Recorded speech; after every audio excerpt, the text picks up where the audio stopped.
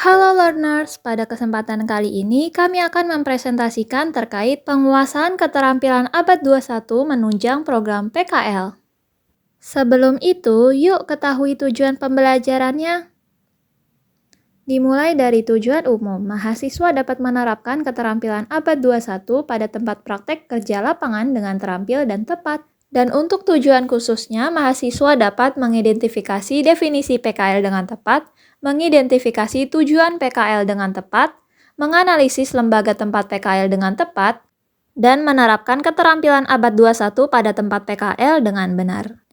Berikut ini adalah 4 poin pembahasan, yaitu definisi PKL, tujuan PKL, lembaga tempat PKL, dan penerapan keterampilan abad 21 pada tempat PKL.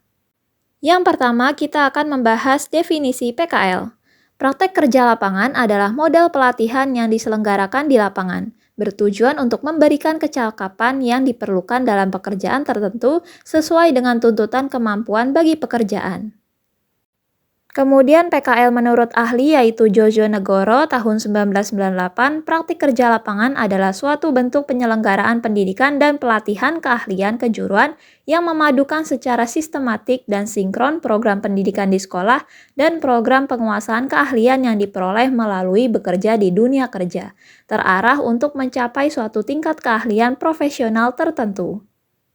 Pembahasan yang kedua adalah tujuan PKL. Yang pertama, mempersiapkan dan melatih mahasiswa agar memiliki pengalaman faktual tentang proses pembelajaran dan kependidikan ke dalam situasi sebenarnya.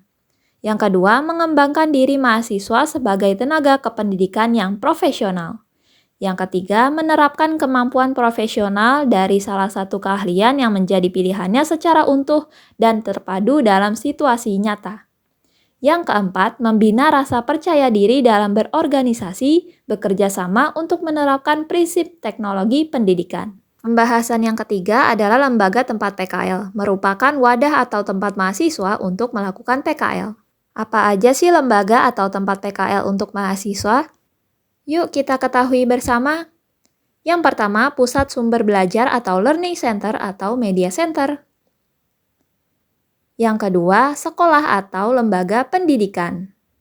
Yang ketiga, perguruan tinggi atau sekolah terbuka. Yang keempat, lembaga diklat. Yang kelima, pusat pendidikan. Yang keenam, pusat pelatihan. Yang ketujuh, UPT sumber daya manusia. Yang kedelapan, lembaga atau unit produksi media. Yang kesembilan, rumah produksi. Yang ke-10, stasiun TV atau radio. Itulah 10 lembaga tempat PKL atau praktik kerja lapangan bagi mahasiswa. Salah satu contoh lembaga tempat PKL untuk teknolog pendidikan adalah Kementerian Pendidikan Kebudayaan, Riset dan Teknologi atau Kemendikbud, yang termasuk lembaga pusat pendidikan. Poin pembahasan yang keempat atau terakhir adalah penerapan keterampilan abad 21 pada tempat PKL. Keterampilan apa aja sih yang perlu diterapkan pada tempat PKL? Yang pertama adalah keterampilan critical thinking, merupakan berpikir logis dan sistematis dalam membuat keputusan ataupun menyelesaikan suatu masalah. Proses kerjasama untuk menurunkan gagasan atau ide dan menyelesaikan masalah secara bersama-sama menuju visi bersama. Yang kedua, keterampilan kreatif. Merupakan kemampuan untuk mengembangkan, melaksanakan, dan menyampaikan gagasan-gagasan baru kepada yang lain, bersikap terbuka dan responsif terhadap perspektif baru atau berbeda.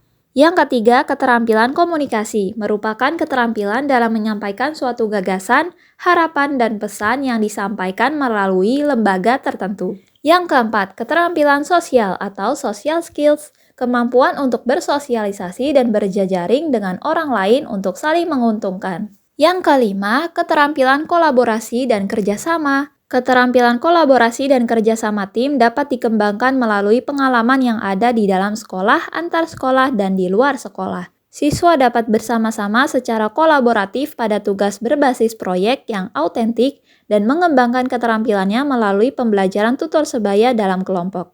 Pada dunia kerja di masa depan, keterampilan berkolaborasi juga harus diterapkan ketika menghadapi rekan kerja yang berada pada lokasi yang saling berjauhan. Alhamdulillah, sekian materi yang dapat disampaikan. Semoga dapat dipahami dan bermanfaat ya learners. Sebelum kita mengakhiri pembelajaran pada kali ini, berikut adalah kuis atau soal latihan yang perlu kalian kerjakan. Semangat! Semoga kalian dapat menjawab dengan jawaban terbaik.